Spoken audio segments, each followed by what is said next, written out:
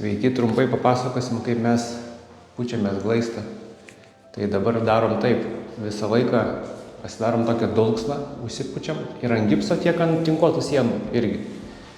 Ir palaukiam kokią 5 minutės, priklauso kokia temperatūra objekte. Ir tada vėl pučiam riebiau ir glaistom, tai užtenka vieną kartą realiai. Jeigu tinkuotos sienos cementinių, tai 2 kartus. Tai labai gražiai nusiglaisto, gali pasibandyti. Aišku, prieš tai viską gražiai apsiklijuojam, apsidengiam. Čia, kai darom didesnius tarpelius, tai kišam didesnį tokį į betonavimo kompensacinę juostą. O langus, kai darom su šešėlinė siūlė, tai kišam 2 mm.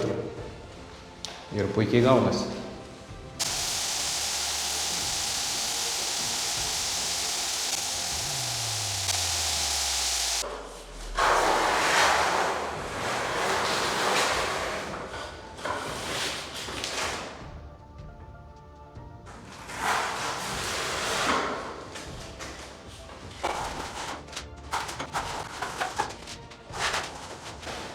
Tai pirminį glaistymą pasidarom su šita didesnė glaistyklė ir kotų, nes lengviau lakstyti.